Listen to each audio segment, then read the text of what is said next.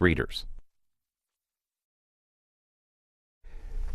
And now on Book TV, Jeffrey Sachs, director of the Earth Institute at Columbia University, puts forward a sustainable development plan to address global poverty, political corruption, and environmental decay.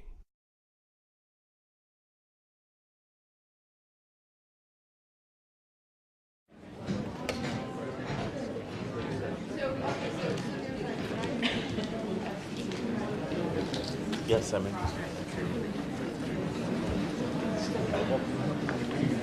Good afternoon, everybody. To those of you who have struggled here on a freezing day, congratulations. To those smart ones who are watching online, well done. Jeff Sachs is well known to us, very good friend of the multilateral system and of the goals that we all share for development. I want to read you what Bill Gates said about Jeff. Sachs could have had a good life doing nothing more than teaching 2 classes a semester and pumping out armchair advice in academic journals. But that's not his style. He rolls up his sleeves. He puts his theories into action. He drives himself as hard as anyone I know. Jeff doesn't always make friends. His goal is clearly not to make friends. Some of you will know of the controversy around the free insecticide-treated bed nets. Some of you will have followed the exciting exchanges online about millennium villages. Jeff doesn't pull his punches in discussion, and I hope that today will continue that fine tradition. So today we're here to talk about his new book, The Age of Sustainable Development. Jared Diamond said, "If you want to understand the modern world, and if you have room on your shelf for only one book, this is your book."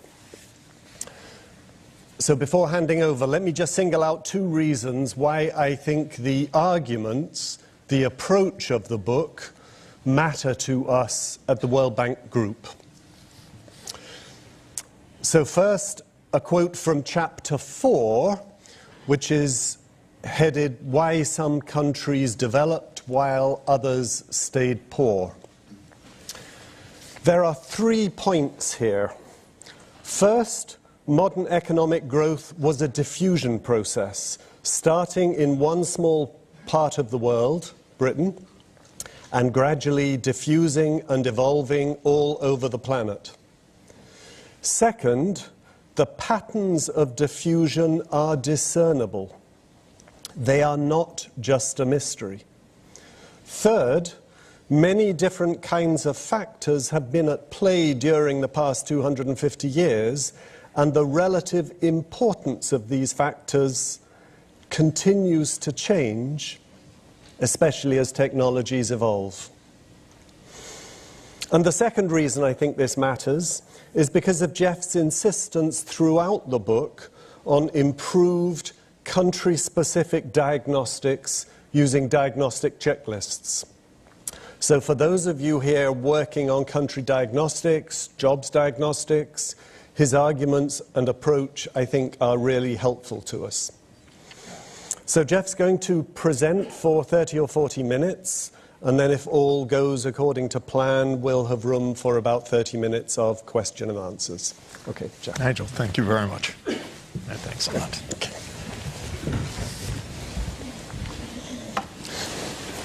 Well, when this was scheduled, who would have thunk it was going to be a snow day? But I am grateful for the chance to be with you today, and thank you for indeed coming today with all of the difficulties of the last couple of days. I asked my climatologist expert whether this was climate change, human-induced climate change that we're seeing, and as a good scientist he answered, nobody knows. But there is at least, let me come over here, there is at least a theory that is gaining a lot of debate, that what we are observing is a weakening of the jet stream because of the shrinking gradient of temperature between the mid-latitudes and the high latitudes, and that's leading to more meandering of the polar front through the so-called Rossby waves, by which the jet stream meanders from west to east around the planet. And when the jet stream dips south of Washington, D.C., you have this remarkable occurrence as you had in the last 2 days. I think I will show you a map later on that will also be relevant for this. Well, whether it is human-induced climate change or not, it's cold and rainy and icy and snowy outside, and good to be inside together with you. What we do know, whatever's happening in our small part of the world, at a global scale, there is, without doubt, massive human-induced climate disruption and massive human-induced environmental destruction more generally. And it's making all of our work and all of our responsibilities much more complicated. I think it is right to say that 30 or 40 years ago, the goal was economic growth, full stop. And then it was realized increasingly, well, that's not good enough because we have to make sure it's pro-poor growth, growth that really makes a difference inclusively. And in a sense, we're adding a third very complex additional feature to the challenge of development, and that is that it has to be growth, of course, that is environmentally sustainable.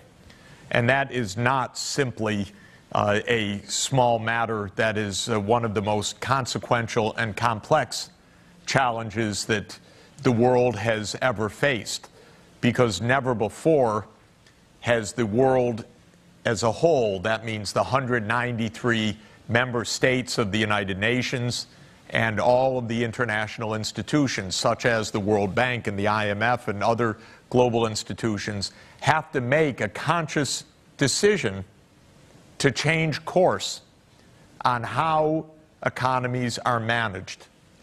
Boy, we're not good at that. This has been a very tumultuous, difficult, unfinished process. But this year is one of the most important years in our generation for getting this right. And that really is the backdrop to the book and the backdrop to my talk. The starting point is our new age, or our new epoch, as the geologists would call it. And the geologists have increasingly set on a new name for this new epoch, the Anthropocene. This is very important. This is a term that has been coined and popularized especially by Paul Crutzen, one of the 3 Nobel laureate atmospheric chemists who, lucky for humanity, happened to discover the mechanisms by which chlorofluorocarbons were degrading and depleting the stratospheric ozone. Crutzen did a great service for humanity with his colleagues. He's doing another great service by making it more clear for us that not only was it ozone depletion, but more generally, we have entered a new period on the planet. You know, the way geologists count, they went from the Ice Age period, the Pleistocene, to say the Earth transferred to a new epoch, the Holocene, which is the period roughly of from 12,000 years ago till now, that is the whole age of human civilization. The retreat of the ice and the beginning of agriculture, the beginning of human settlements, the rise of human civilization to our now urban, global scale society and economy.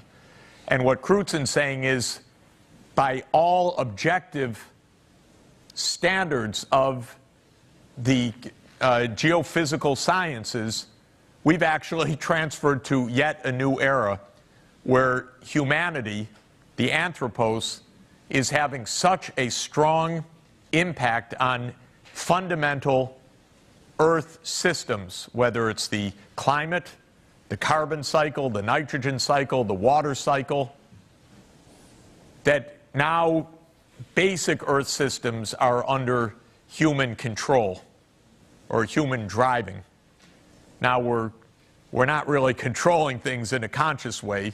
We're determining outcomes so far without much thought, design, institutional innovation. And that is the huge danger. It is that realization that we need now to combine the economic objectives, the social objectives, especially in view of the widening inequalities in so many societies in the world, with the environmental objectives that make this new Anthropocene different and really compel us to a new concept. The concept of sustainable development as a central organizing principle. Well, why the Anthropocene? Why did we arrive here? As I say on this slide, it's all about scale. It's about the size of the human venture, the population, and the resource use on average per person in the world. Both have increased to an extent that was simply unimaginable 2 centuries ago, just at the eve of the Industrial Revolution. So I think that this iconic invention is probably the most consequential invention of modern history. It is, of course, James Watt's steam engine. It is the invention that unleashed the modern world more than any other single step, because it made it possible for the first time in civilization to harness energy beyond what was captured by our food and our own muscles, or our animal traction, or wind and sails, or wind and water to drive mills. Other than that, we couldn't move forward. Metallurgy, machinery, heavy motive power, transport was all limited to what the animals essentially could do, or what wind power could do for sail. And then came Watt in the 1770s and unleashed the modern world. And that was, in enormous ways, a wonderful breakthrough. It was the breakthrough to longevity. It was the change from 35 years life expectancy to today's 70 years life expectancy. It was the monumental improvements of living standards in almost all parts of the world.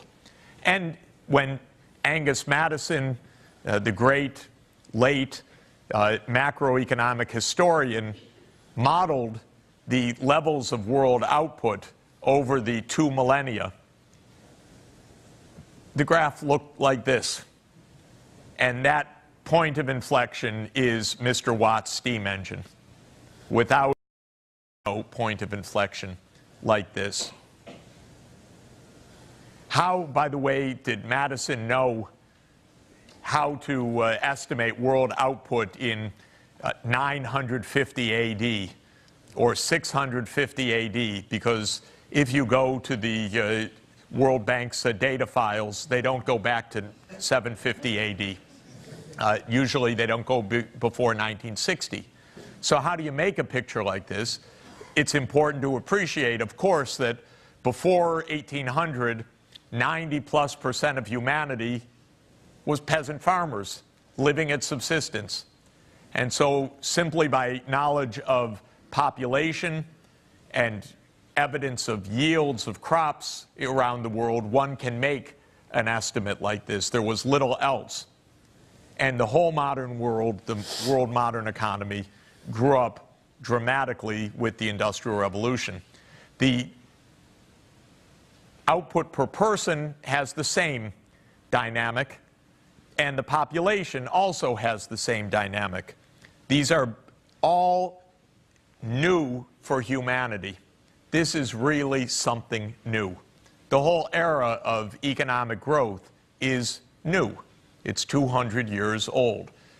All of us who have studied economic models do not use the right models, because our models, whether it's the solo growth model or endogenous growth or whatever model, doesn't start in 1800. It doesn't explain what's different before and what's after.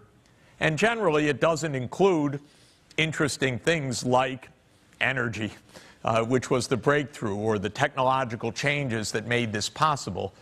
It would be good for us in the future to rebase economics not in pure formalisms, but actually in the grounding of the physical world and the engineered world, more specifically, so that we could understand why the curve turns up so dramatically. It's something that our growth theory doesn't really tell us very much about. Well, all curves look like this now.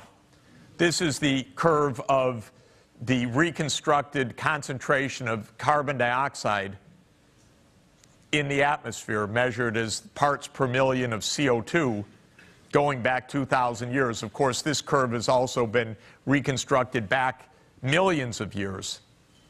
And even if you do it from 800,000 before the present up until now, the curve is just about flat, with little oscillations that are timed to orbital cycles, the Milankovitch cycles.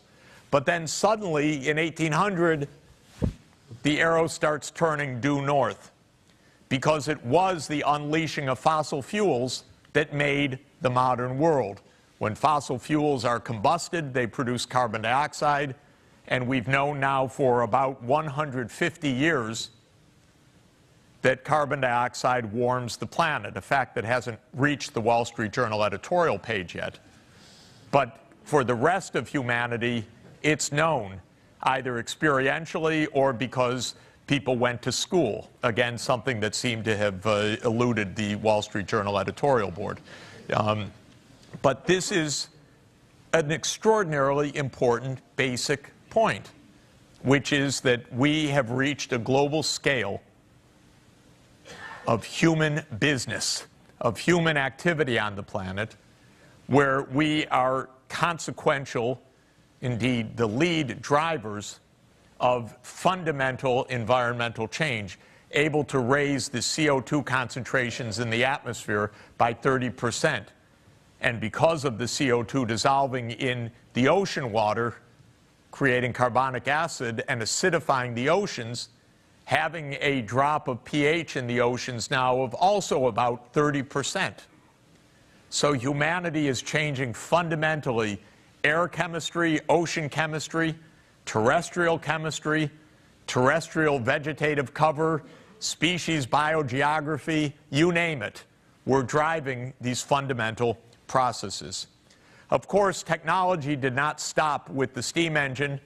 It has gone through waves that I think are fairly and rightly called Kondratiev waves, after Nikolai Kondratiev, the great Russian economic thinker of the early 20th century, who noted that there are long technological waves: steam, rail, chemistry and electrification, automotive breakthrough, aviation, and now our age of information technology, absolutely as fundamental and revolutionary as any of those that came before, with the exception, I would say, of the steam engine, which was the most fundamental. Or I think it's maybe right to say steam, electrification, and the digital revolution are on par in terms of the depths of impact of, their effects on global society. And in our time, the curve also looks the same way. This dramatic digital revolution, exemplified by Moore's law, gives us a power and a speed of transformation that is also astounding.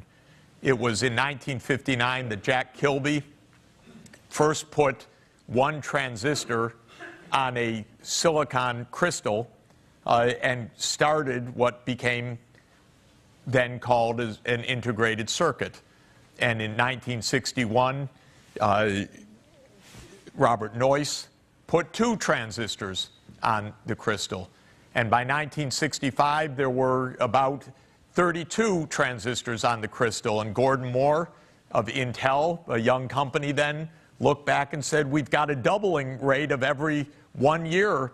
And this can probably go forward perhaps at 18 months or 24 months for the next 10 years. And there was born Moore's Law of the increasing power of creating integrated circuitry and what became microprocessors soon thereafter. Well, last year, Intel put 5 billion transistors on its microprocessor, the Xeon Phi microprocessor. And so we've had roughly a billion-fold rise of the ability to process, store, and transmit data since the early 1960s. And that's our revolution. Of course, what it means is the incredible, unprecedented diffusion of technologies. And this is one of those technologies that diffuses everywhere, mobile phones. Who doesn't love their mobile phone? I certainly love mine because it is one of the most versatile technologies imaginable for the things that it can do and benefit us. And apparently 7 billion other people are pretty happy with theirs as well. And for all of us working in extremely poor places, we've watched just in the last 5 years the mobile revolution sweep into the most remote villages of the world. And we're now seeing broadband come into the most remote places in the world. And this is as transformative for our line of work, which is development, as for any other sector of the economy or any other sphere of science, for that matter, as well. It leads to a rate of change that is absolutely unprecedented. For those of us who have had the good fortune to work a bit in China, we've seen something even in a generation that was unimaginable. I didn't believe it when I was first given the forecasts of what could happen. But this is Shenzhen, China, which many of you know as lying just north of Hong Kong. In 1980, when there were 23,000 people living in this bucolic rural community, and this is Shenzhen today. And it exemplifies the pace of development. It's now 25 million people. It dwarfs the New York metropolitan area, and that's from that to that basically in one generation. It's why it really is true that poverty can be ended by 2030, a goal which I'm thrilled the World Bank has taken on formally. It is the right goal, it's achievable, but it won't happen by itself. It has to be strategized and pursued vigorously, but it's within reach.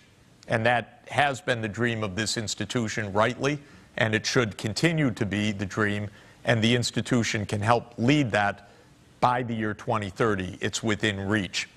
And we know that the poverty rates are coming down sharply. The World Bank's the keeper of the numbers. In 1990, the developing countries had a poverty rate of 43%. By 2010, 2009, around 21%, already cutting by more than half the rate of extreme poverty, the $1.25 per day standard of the World Bank. In 2011, it went down to 17%. Now we're in 2015. I wish the bank could be up to date with its data, so I will make a plea. We wait much too long for these data because we shouldn't be 4 years behind. I think Google knows the answer every day, and we should try to find out faster. But my guess is that when we do get the official count, it will be something like 14% for 2015 or 15%. Poverty is coming down dramatically. And that is because of the fundamental drive of technology. But that's the end of the good news for a moment, because I want to talk about sustainable development, why this is not enough. And it's not enough for the reasons that I already alluded to. There are basically three major problems that remain, and they are core to the purposes of this institution and core to the work of development in the new era ahead. First, there is growing income inequality that in the United States has reached unprecedented dimensions, probably all-time high income and wealth, and I would say power inequality as well. This country is in the hands of the rich. It's politically in the hands of the rich. Our policies don't lean against inequality, they amplify inequality. And we've reached an unprecedented state of inequality, but we're not alone in that. Many other countries are facing similar phenomena. Second, there are poverty traps that are not yet overcome, and they're going to require a concerted, directed investment effort to overcome them. Do we have the will for that? Can we get organized to do that? And many of those places have very, very high fertility rates as well, especially in sub-Saharan Africa, where the fertility rates remain above 5, on average, a TFR of 5.2. And we cannot end extreme poverty with such high fertility rates and rapid population growth, because population will run ahead, and because those poor kids in poor, large families are not going to make it with the kind of health and education and nutrition that they need. And then third is this massive and growing environmental crisis. So Gini coefficient in the US and in China, just exemplifying the rising inequality of a dramatic scale. Social unrest around the world, very real. My own city is in the mid-row to the right, but all over the world, young people are unemployed, inequalities are rising. There is a considerable dissatisfaction with the distribution of income and wealth and employment. Persistence of very high fertility rates, which, by the way, say for the medium fertility in Africa, the population is on track from having gone from 179 million in sub-Saharan Africa, all of sub-Saharan Africa, only 179 million in 1950, to 1 billion people today, to 4 billion people in 2100 on the medium fertility trajectory. Now, what's the most important thing to do for this? Without question, help girls stay in school. Help girls get a secondary education. This should be a complete no-brainer for the 21st century. But we're not on track to do it. And the countries in question don't have the budgets to do it, and we're not getting the development assistance to make it real. And so that's the kind of challenge that is unmet. And then are the environmental crises, the so-called planetary boundaries. The idea of planetary boundaries, which I discuss at length in this new book, is the idea propounded by the world's leading ecologists that we have pushed the physical systems to thresholds of grave danger. We know that for climate, for example. The bank put out a wonderful report last year on the 4 degrees C. What would happen if the world actually had a 4 degrees Celsius rise in mean temperature? It will be catastrophic all over the world. Food supplies, storms, disease patterns, pests, pathogens, rising sea levels. And yet that's actually the baseline trajectory for the 21st century at this stage. And what the planetary boundaries say is not only climate.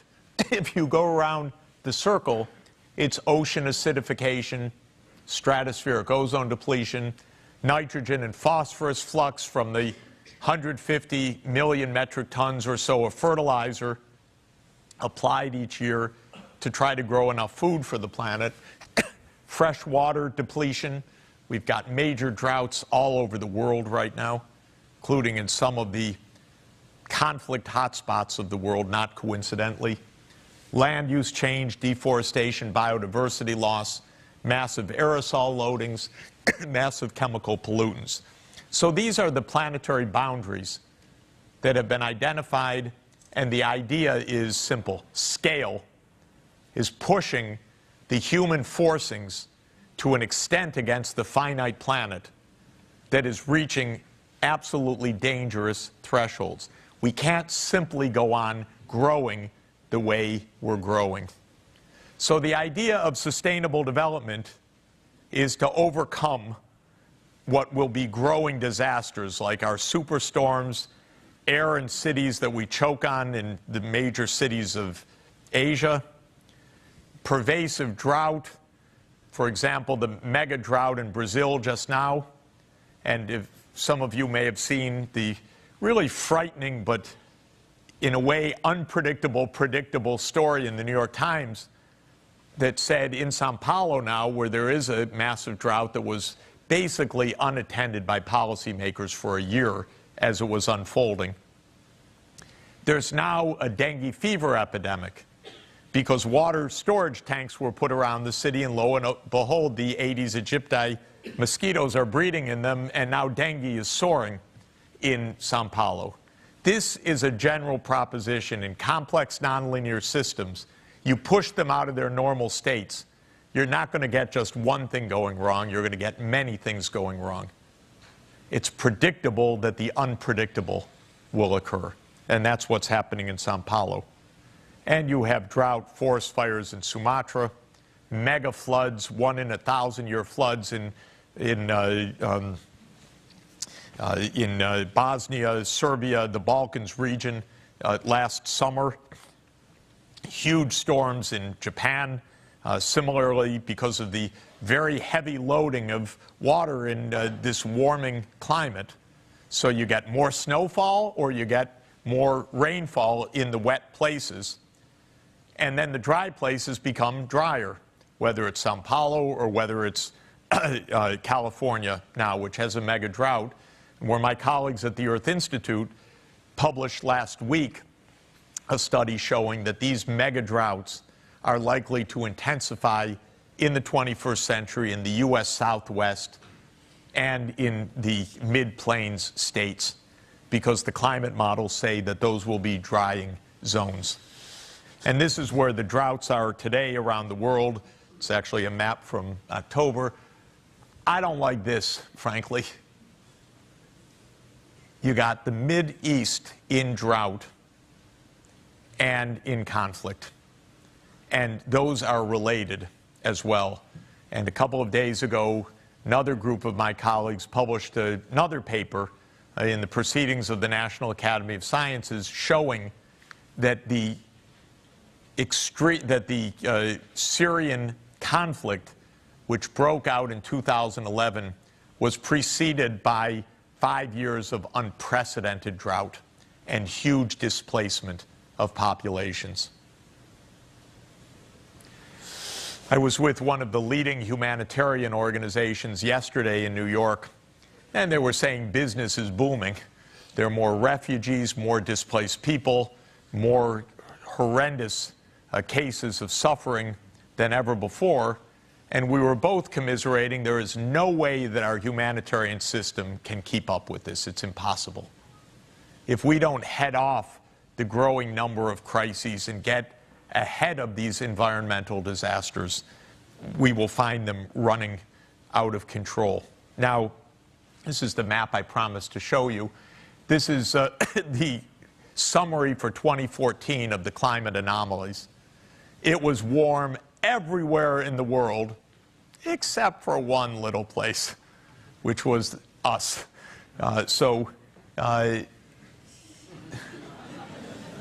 Other than that, or if you happen to live out, if you happen to be, I guess, a cod in the North Atlantic, you felt warm everywhere, except, I guess, Angola, Namibia, and the U.S. Northeast. This is this meandering polar front, which sat over the winter, cutting deep to the deep south of the U.S., and it's doing it again this year. Whether that's a long-term new normal or whether it's just an odd anomaly is obviously too early to say. Now, what are we going to do about all of this? Well, I do believe that sustainable development is the calling card of our time, because it is the philosophy that says we need a holistic approach that puts economic, social, and environmental objectives in a holistic framework on par. Not just chasing GNP, not just chasing the bottom line of income, but an economic, social, and environmental framework that holistically combines these societal objectives. As an analytical framework, it is the study of complex, nonlinear, interacting, natural, and human systems. So sustainable development is both an analytical approach as well as a moral approach, in my view, both a positive and a normative framework for our time. What is important, and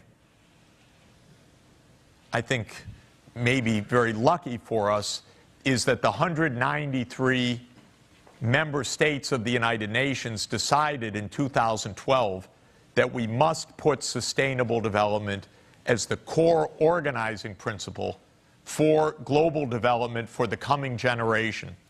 And so at the United Nations this September 25 to 27, the world will adopt sustainable development goals.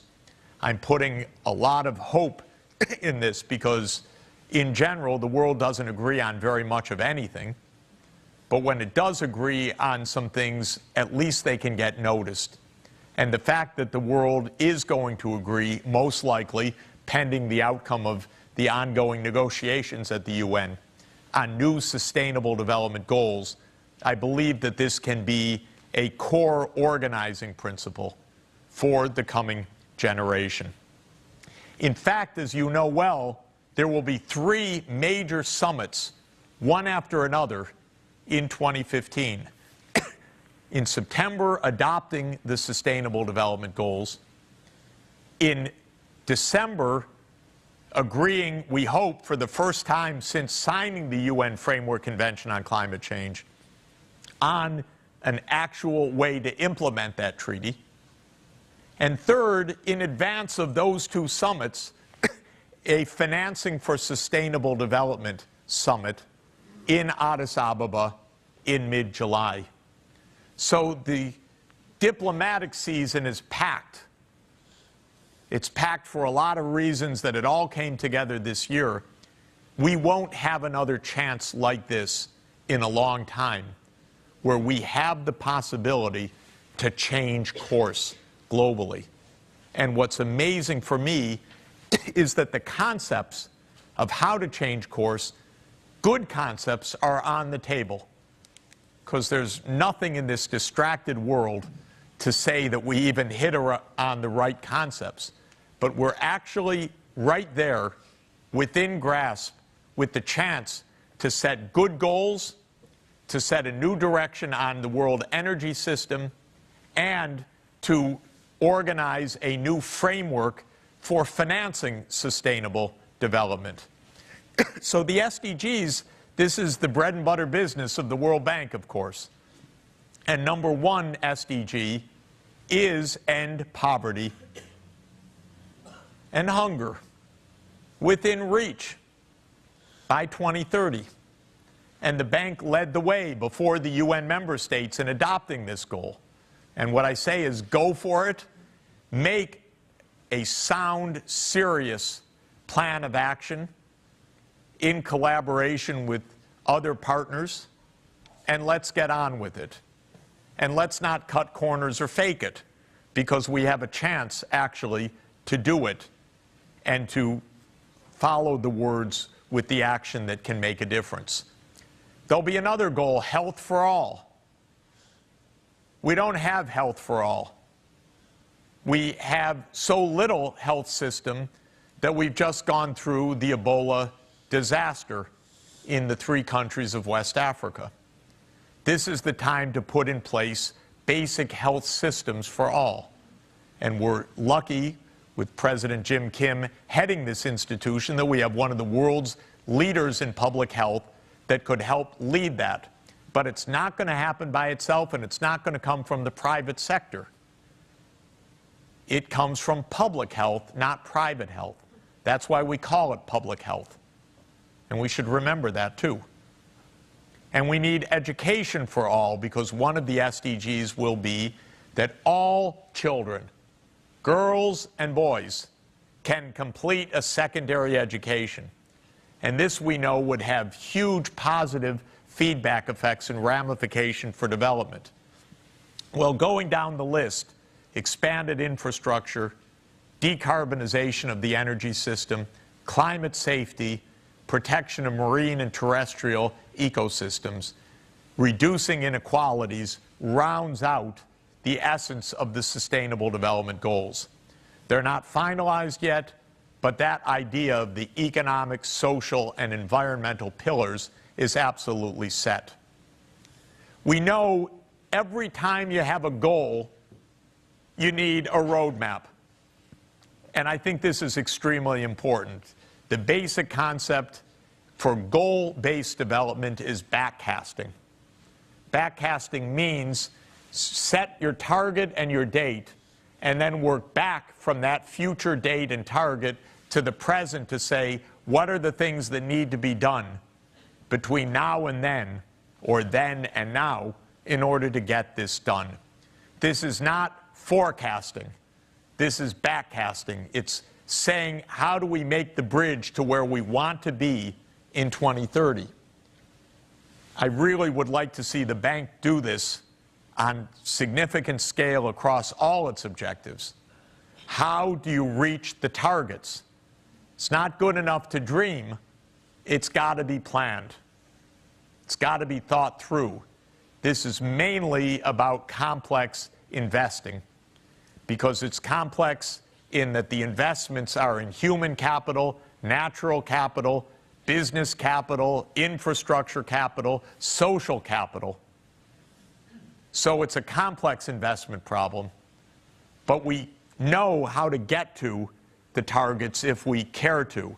This is just an example of how does one decarbonize. If you look at serious plans for handling the climate crisis, you basically have to move from a carbon-based economy to a zero-carbon economy by around 2070.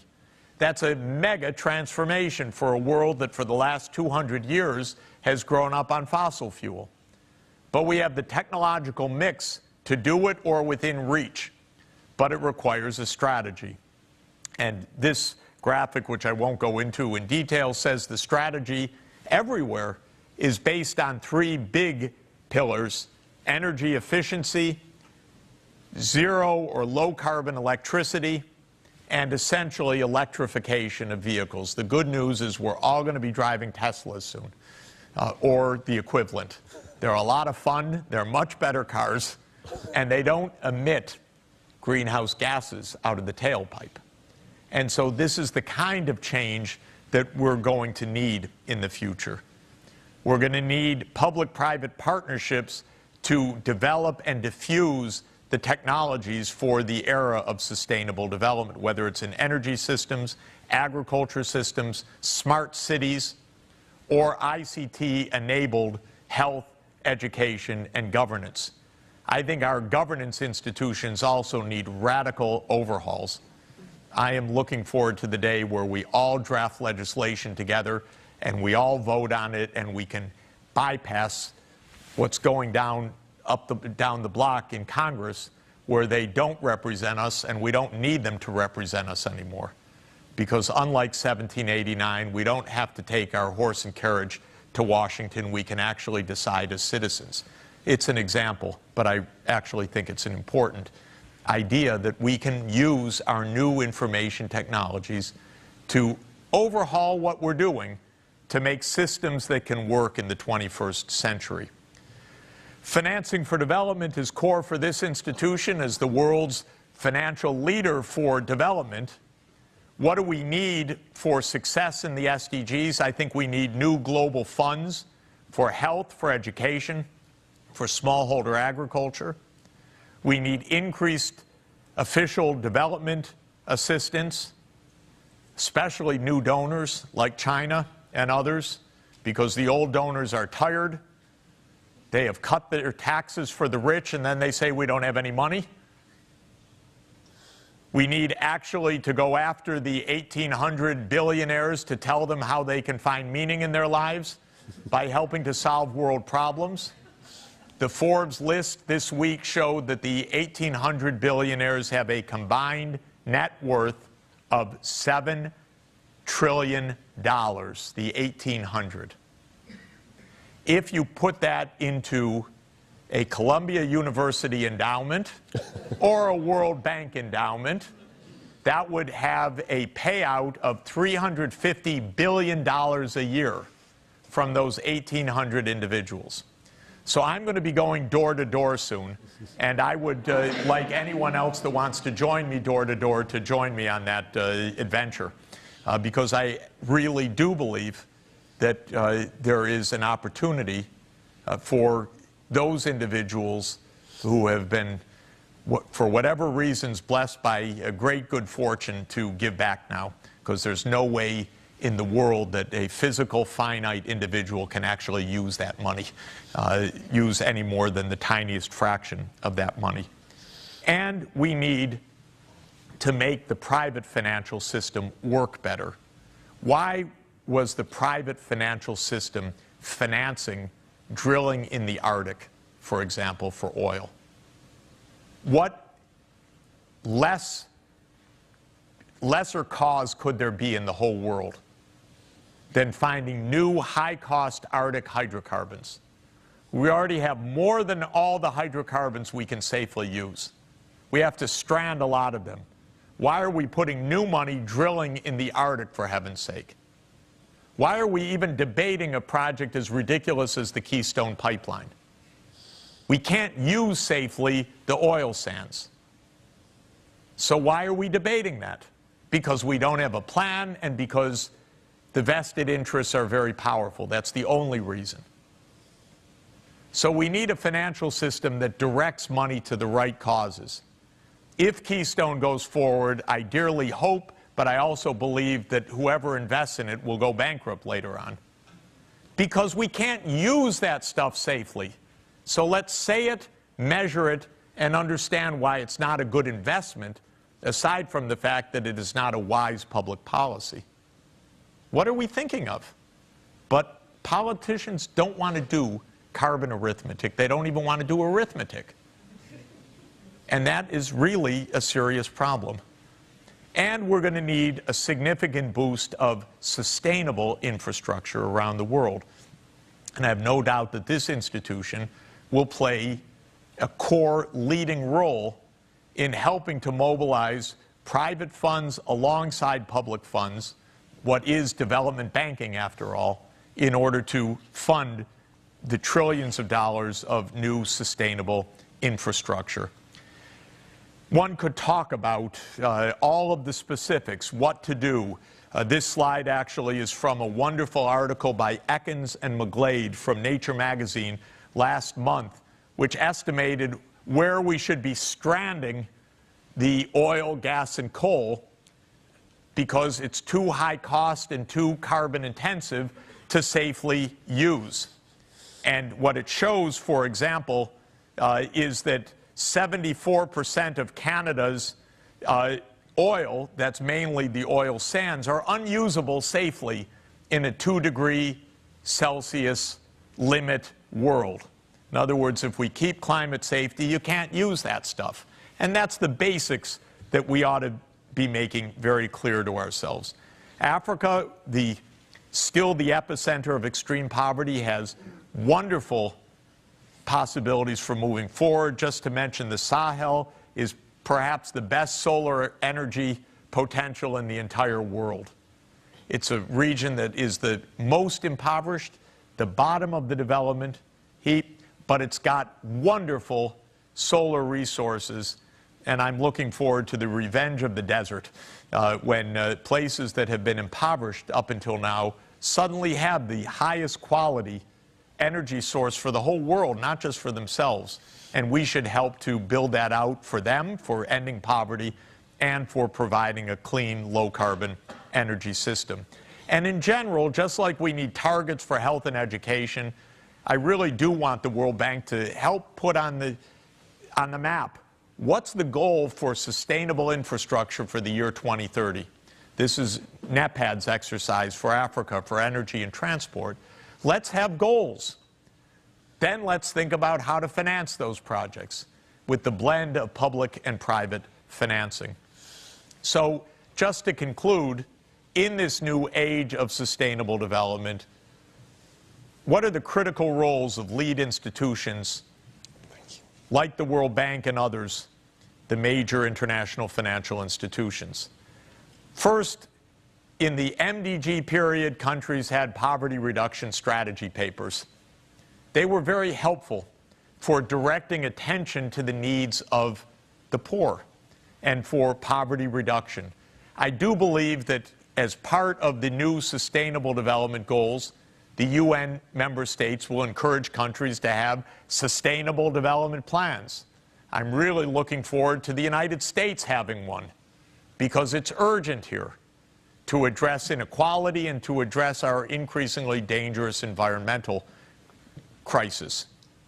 So that will be one part of the work ahead, support countries in implementing their sustainable development plans. Second, of course, is leverage private sector financing for sustainable infrastructure and climate change mitigation and adaptation, one of the great challenges of the coming generation. And third is to support and partner with new global funds for health, education, ecosystems, smallholder agriculture, so that we can make the high-quality, targeted, scaled investments to achieve the Sustainable Development Goals. Ladies and gentlemen, thank you very much.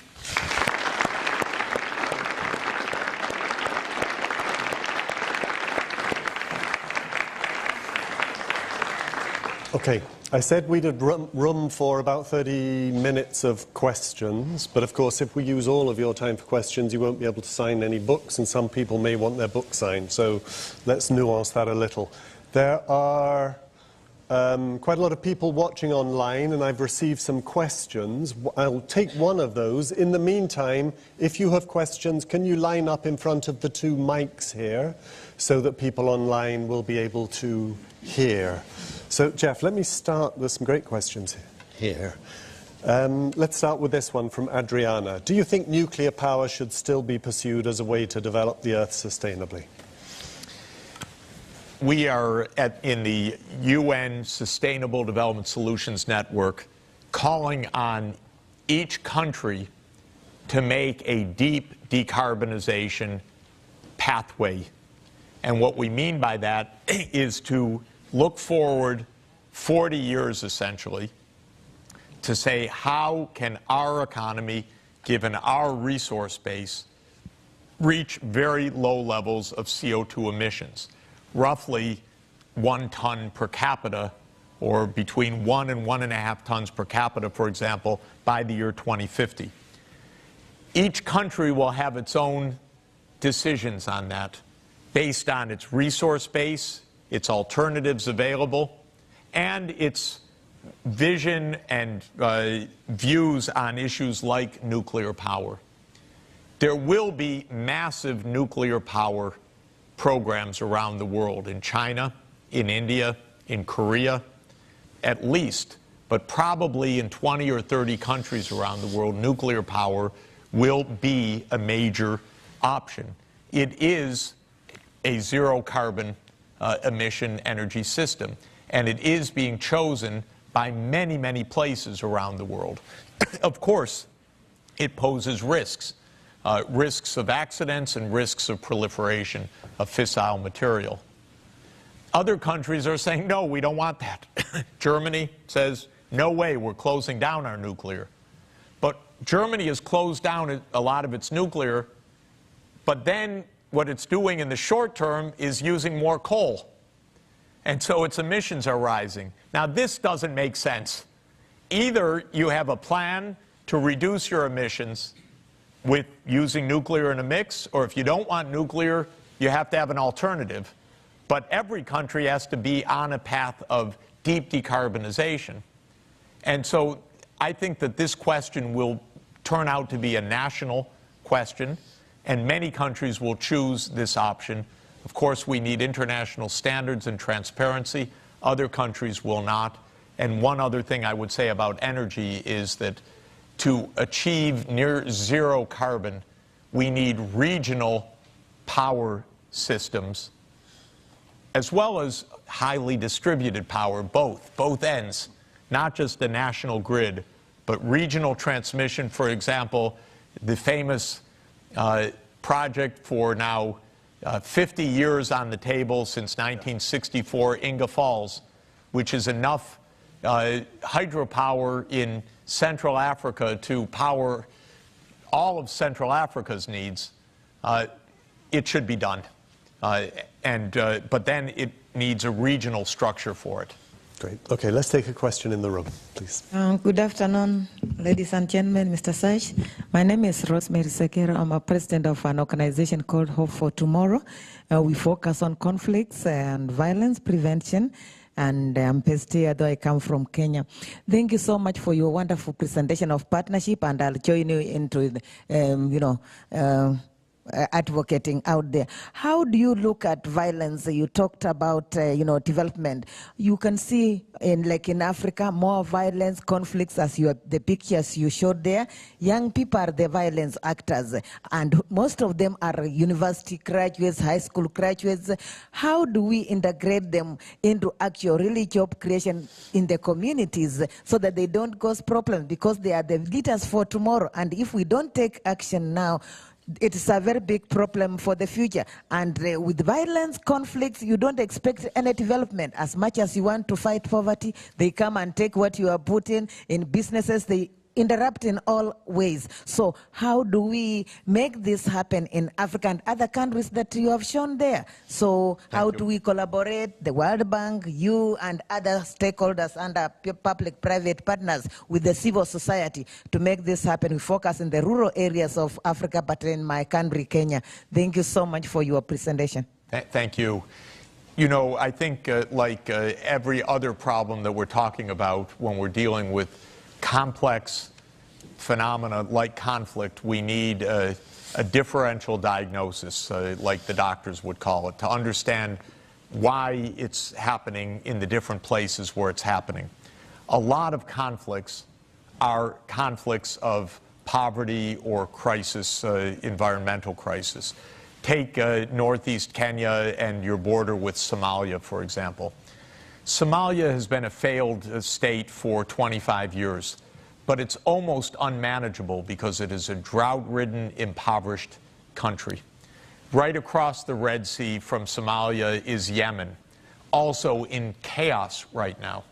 When I was in Yemen 10 years ago, I came back shaking.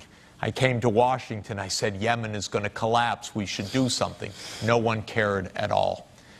So one of the big problems is almost no one cares about poor people, except maybe the World Bank's, and I won't say maybe the World Bank is an exception, but very few people care about poor people, and that's a big problem, so they remain poor and suffering and no one wants to do much. Now, a second kind of conflict is take the conflict in Syria and Iraq, for example, right now. There are many aspects of that conflict. Syria, as I mentioned, had a massive environmental crisis as a prelude to its conflict, but it was tinder that set it off in a way. But why is there so much killing there? Because that's a geopolitical proxy war going on. So the United States said, we want to overthrow Assad. Bad idea. Because, you know, when governments say, we're going to overthrow this one, then their ally says, no, you're not. And suddenly we're in a proxy war with Iran, with Russia, U.S., Saudi, Turkey. Who suffers from that? Just the Syrians. They die. Everyone else plays politics.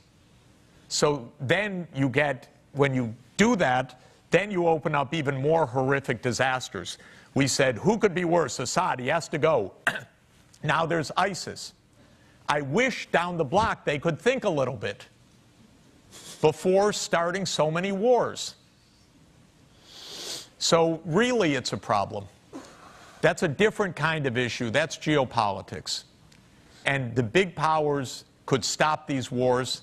And what I plead for all the time is put these questions into the United Nations, because the Security Council is the only legitimate basis for international law and for finding peace, and not just great powers doing what they think is so-called in their best interest. So I would distinguish the different causes and try, especially when the issue is poverty, lack of schooling, lack of employment, that creates so much local violence, that we address that through more active development. Of course, governments need to be partners in this, there's no question. And that requires the degree of good governance that makes it possible to make these interventions. Okay, let's have another question in the room. Thank you. My name is Oliver Bly, and I work for the Climate Change VP here at the World Bank. Thank you, Mr. Sachs, for your wonderful presentation.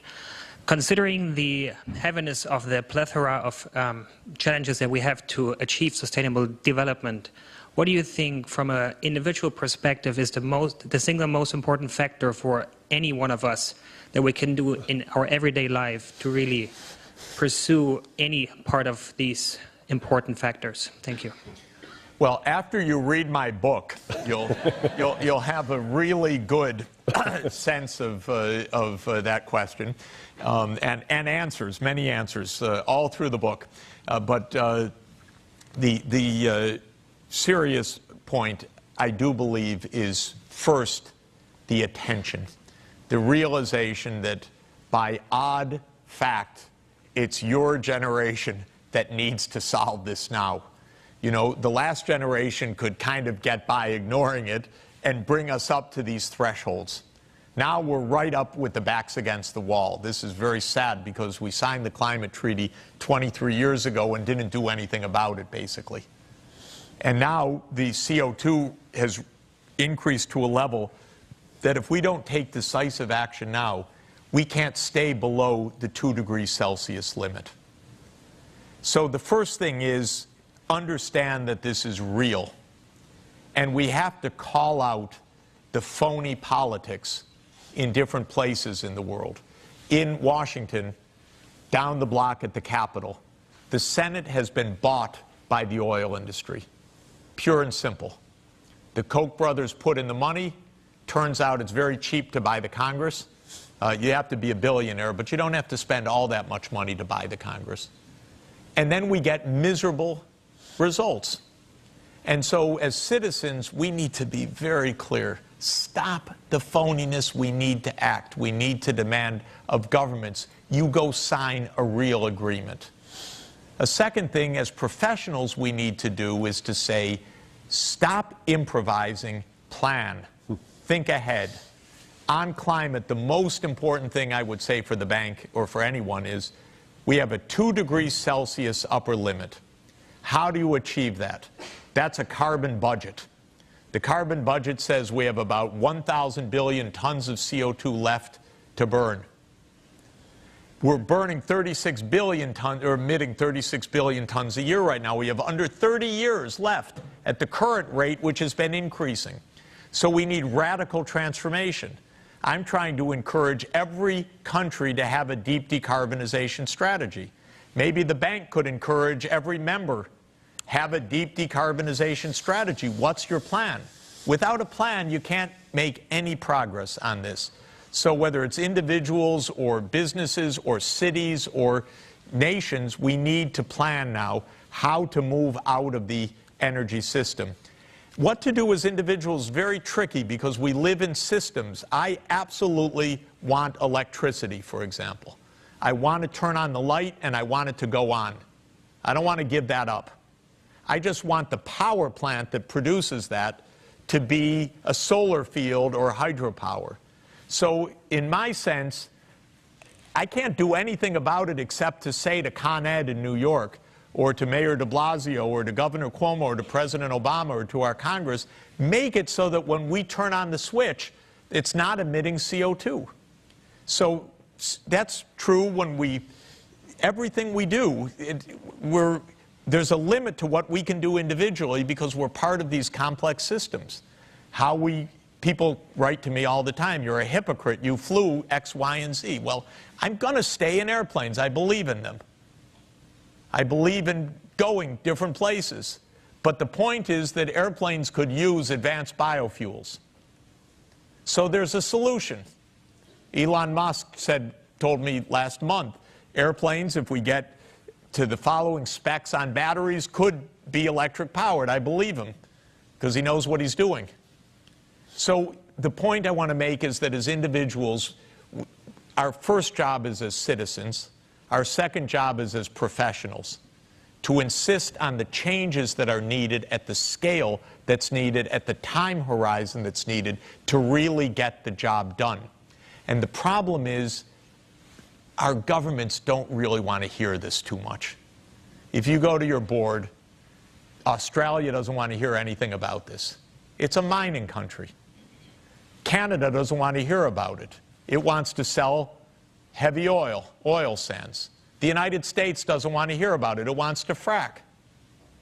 So we have all of this interest in the short term, nobody doing the arithmetic.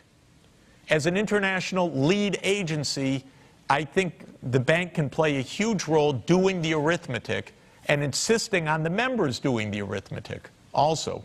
And that's why the 4 degrees C study was so crucial. It's a wonderful study, very clear, very persuasive, very useful. And now we need the 2 degrees C study, which says to every country, here's what you can do so that you can find a new energy system that works. And then finally, to come back to a basic point, like Inga Falls, we need regional cooperation. So it's even beyond an individual member state. We need regional infrastructure that works. That means a lot of regional cooperation, but it also means for the bank new ways to lend because the bank has a very hard time doing multi-country lending. And that needs to be a realistic part of the solutions as well. Let me just point out, Jeff came down on the train this morning. I did. Another question from a viewer online through World Bank Live. Which is partly answered in a paper of yours I was reading this morning. So Jeremy Stevens asks, Bill Gates, Stephen Hawking and Elon Musk have recently warned us about the dangers of a future of automation and artificial intelligence. Pertaining to development, automation could eliminate sweatshops for labour-intensive goods. Is automation a good or bad thing for development? How will the world's poorest find jobs in a future of automation? Great, thanks a lot. I've just put out a paper, and I'm about to put out another one that I really like, so I hope you'll have a look at it, which asks the question, suppose we wake up one day and the robots are a lot more efficient. What does it mean? And now, from a basic economic theory point of view, one can say that in principle, we're all better off because we can do more with less.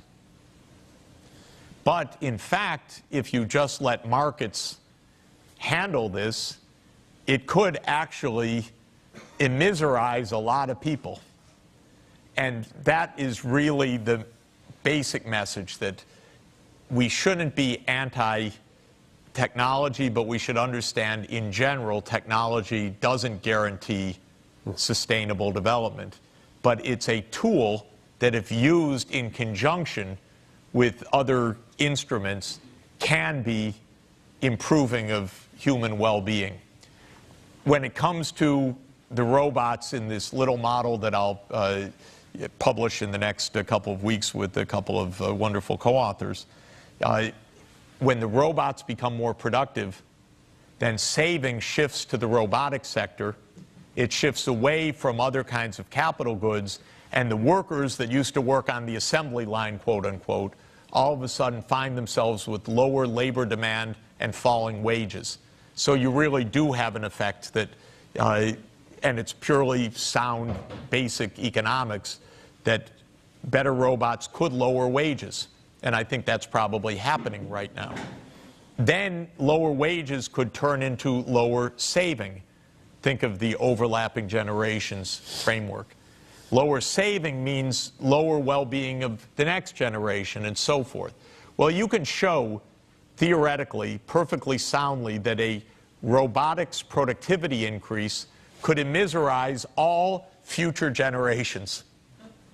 But also you can show in the model that with a little bit of smarts in income redistribution, the same productivity shock could raise the well-being of all future generations.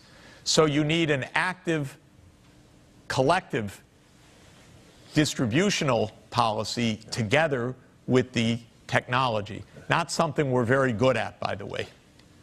But there's a lot of puzzlement. I'll just stop here on this. Today, for example, another almost 300,000 jobs created this month. Good recovery. Wages flat. Big mystery, what's happening? My view is what's happening is structural change in the labor market that's actually reducing the labor demand curve. Big profits, reducing labor demand, making it harder for many people to find jobs at the same time, but especially well-paying jobs. So the labor demand is shifting in. Even if jobs are being created, they're low-wage jobs in a high-productivity, high-profit environment. And that requires some income redistribution. Okay, now let's see if we can achieve many things all at the same time. So Jeff has a hard stop at 2 o'clock. 3 people want to ask questions. If I could ask you each to ask your question very briefly, one after the other, Jeff can answer, and then if we're really smart, he can quickly sign a few books as well. Okay. Thank you. I'm Emmanuel Ekambi from Cameroon. I represent a local NGO, Sawaikon. I studied urban development and sustainable development, and you're one of my greatest idols. The question is, what do you think about urbanization in Africa that is persistently increasing, but do not have positive effects on the living standard of people? It's quite challenging. Thank you. Good. And the next. And I'm Andrew Tremblay. I'm actually in the education side of the bank, but I had a question about everything you're saying is clearly in our long-term collective interest, but you haven't, and also clearly not often not in our short-term individual interest. So what are the broad strokes of what it would actually look like for us to show the restraint needed to actually work towards these goals? And I hope these might be easy questions too. So Hi, Jeff. Thank you for the excellent thing. Like always, it was great to hear you again. I'm Khwaja, and as you know, my interest is in revenue. You talked about all the wonderful things to do and also about financing. And one of the, we know, you also mentioned that donors are getting aid weary and we need new donors. An important push for the new sustainable development goal is domestic resource mobilization. There are a lot of impoverished countries with companies coming in, oil companies coming in, cheating the country, or aligning with the power elite to create systems for them that benefits them but impoverishes the country's natural resources as well as financial resources. And so, yeah. So what to do? So what to do about the domestic resource mobilization as a source for financing your goals? Thank you very much. Let me quickly respond if I could, and then I would be happy to sign a few books, but then I really do have a very hard stop at 2. On urbanization, there's very rapid urbanization, largely unplanned, unfortunately. Rapid organic growth from within cities, big migration from the countryside, very little capacity for infrastructure and services to keep up, and not enough urban-based job creation. So we're calling for urban-based development strategies really to empower the metropolitan area to make sustainable development strategies for the next 15 years, because sustainable urbanization will be one of the SDGs. I'm co-chairing a commission for Mayor de Blasio in New York City that's doing exactly that, what kind of cross-sector planning can be good for New York City's sustainable development, and I hope that other cities will do the same. How do we get the long-term interests? I actually think it's also not really outside of our short-term interests either. There are powerful vested interests that are playing a not helpful role, such as the oil interests right now, the traditional fossil fuel interests, the super rich who just want tax cuts. That's not all super rich, but it's a lot of them. And we have more billionaires and more private wealth than ever before that really needs to be put to public purpose. So I don't actually think that it is really the trade-off of short-term and long-term as much as it is of power distribution right now. I think most of the world wants the right things, but our politics do not get organized, and there's a lot of complexity to doing the right things, and so it's a mix of the skills and the clarity and the power to do it. And I believe that the voice of the world can be heard even over the power of these vested interests. When it comes to financing, what we really need, of course, first is transparency of contracts and resource flows. Because until recently, the oil contracts, the mining contracts were not public. The royalty payments were not known. Step by step, there's a little bit more knowledge of these. Even when the World Bank was involved in helping to lead the Chad-Cameroon pipeline, the terms of those contracts were secret. And what Exxon's terms were in Chad, for example. I remember asking the bank, I want to see those contracts. No, those are secret. And that's where we really can't go on this way. We need these all to be transparent. Countries should look over and say, oh, my neighbor's getting a higher tax take. That's interesting. Let's understand why our royalty rate is so low. Now, the other kind of transparency is we have to close down the tax havens the way they operate. What is private banking? Private banking is minister will take your money and put it someplace safe. That's a lot of what private banking is. And that is, we will help to hide resource flows.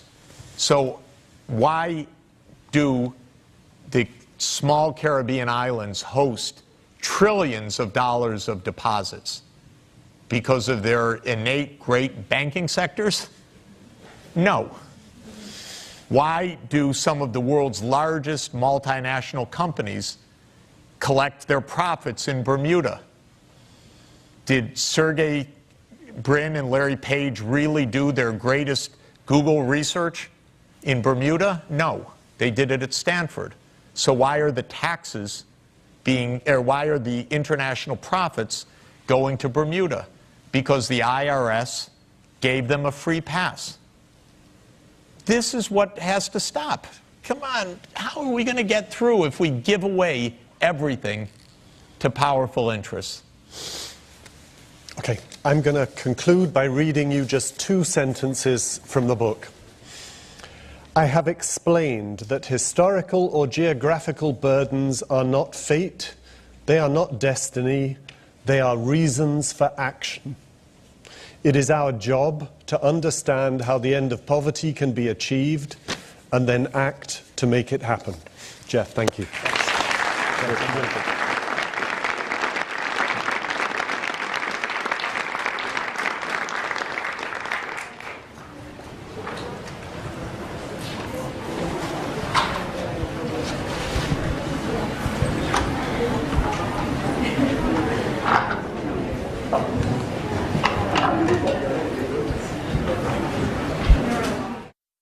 Is there a nonfiction author or book you